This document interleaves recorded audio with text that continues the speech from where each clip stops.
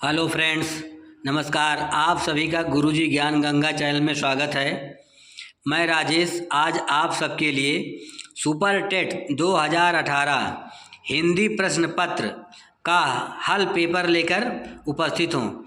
तो friends, video को पूरा देखें क्योंकि ऐसे ही प्रश्न परीक्षा में बार बार रिपीट होते हैं। तो 2018 का हिंदी प्रश्न पत्र का पहला क्वेश्चन था, अग्नि शब्द का तद्भव क्या होगा। अग्नि शब्द का तद्भव क्या होगा? तो जिसका सही आंसर है आग। अग्नि शब्द का तद्भव आग होता है। दूसरा क्वेश्चन था, चौराहा में कौन सा समास है। चौराहा में कौन सा समास है? जिसका सही आंसर होगा द्विगु समास। चौराहा में द्विगु समास होता है। तीसरा क्वेश्चन था, जिसके हाथ में चक्र हो। जिसके हाथ में चक्र हो उसके लिए एक शब्द क्या होगा?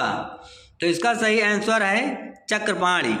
जिसके हाथ में चक्र हो उसे चक्रपाणी कहते हैं। चौथा क्वेश्चन था, कंघी का तत्सम शब्द क्या है। कंघी का तत्सम शब्द क्या है? तो इसका सही आंसर है कंकती।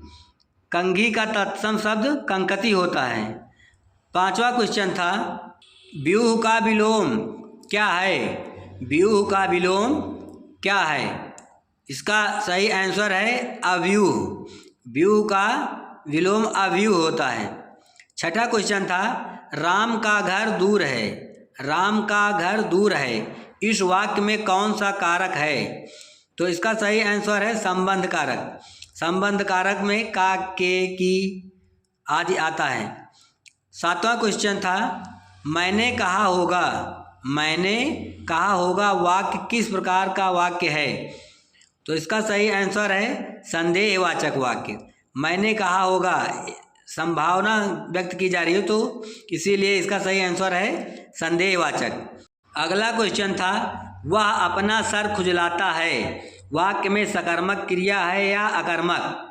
वह अपना सर खुजलाता है वाक्य में सकर्मक क्रिया है या अकर्मक? तो इसका सही आंसर है सकर्मक क्रिया।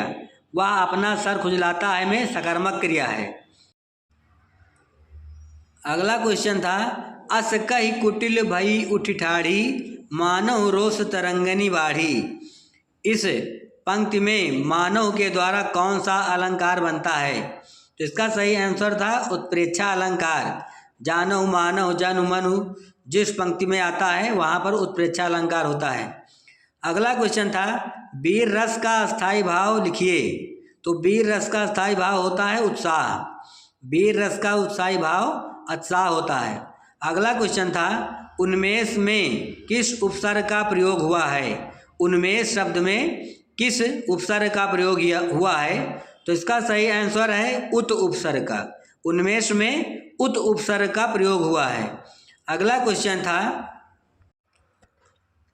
जिसके पास तुरंत सोचने की शक्ति हो उसके लिए सही एक शब्द लिखिए। जिसके पास तुरंत सोचने की शक्ति हो उसके लिए क्या होगा? तो उसका सही आंसर होगा प्रत्युत्पन्नमति। प्रत्युत्पन्नमति। अगला क्वेश्चन था, संस्कार शब्द में कौन सा उपसर्ग है। संस्कार शब्द में कौन सा उपसर्ग है? तो इसका सही आंसर है सम उपसर्ग। संस्कार शब्द में सम उपसर्ग है। अगला क्वेश्चन था, शुद्धि का तद्भव शब्द क्या है। शुद्धि का तद्भव शब्द क्या है? तो इसका सही आंसर है शुद्धि। शुद्धि का सही तत्सम शब्द है शुद्धि।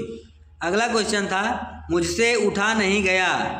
मुझसे उठा नहीं गया वाक्य में कौन सा वाच्य है? तो इसका सही आंसर है भाववाच्य।